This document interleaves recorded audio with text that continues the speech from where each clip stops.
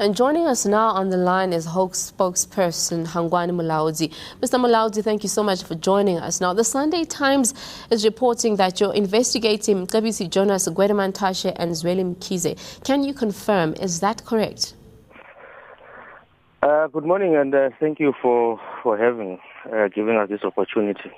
The Sunday Times report is a total distortion of what we discussed yesterday. We received a request or an inquiry from the Sunday Times purporting to the fact that they got sources who claim that there is an investigation against the minister regarding the 600 million that was uttered in the media circles, I think, sometime last week.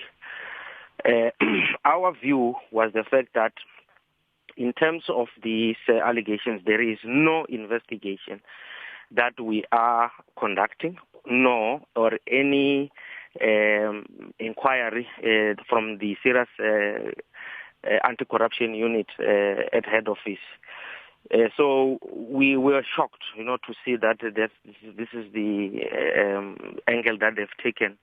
In fact, we even went further with them yesterday to say that we commend the minister for having come out and talking about this thing. The only thing that we advised was that in terms of the law, Section 34 of the Anti-Corruption Act, it stipulates clearly that anybody who might have been offered such a huge amount as a bribe or any kind of fraud, it needs to be reported. So as to whether it has been reported to us, it has not been reported. Hence, there is no investigation. But we are aware of the fact that there is a public protector's report, which obviously some of those issues have been ventilated in that report. And there's also going to be, out of that report, there's also going to be a commission of inquiry.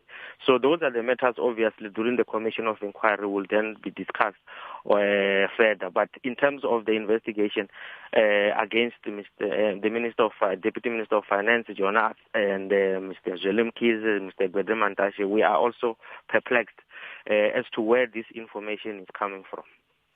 You've also been quoted as saying that this investigation is similar to Tom Moyane not reporting the case to the Hawks and so forth. So what do you make of that quote?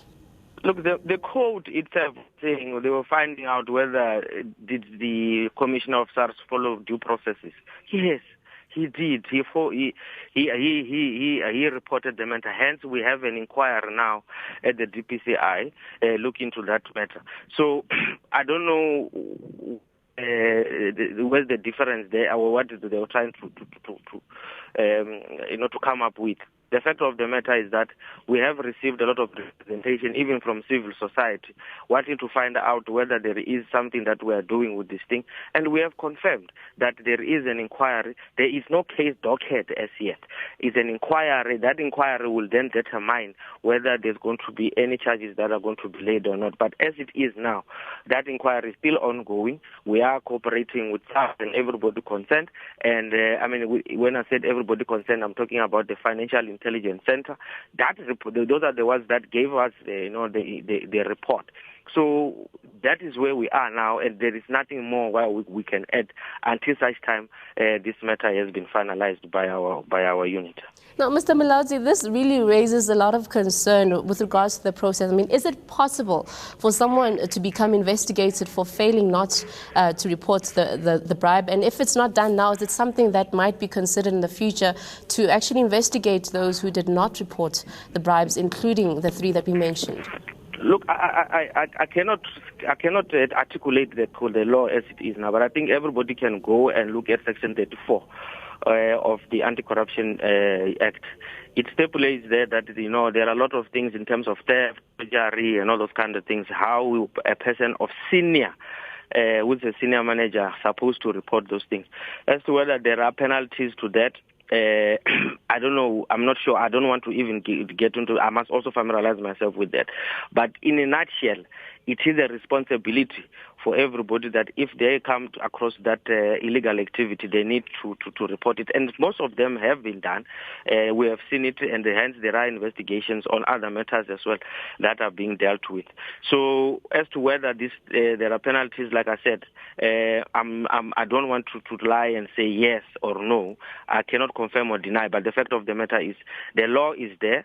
Let's all familiarize ourselves with the laws of this country so that we're able to also make sure that we know exactly what is happening.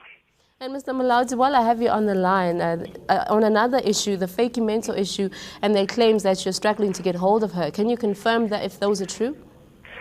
Well, we received, we saw it in the media last week that she has decided to take us to IPID.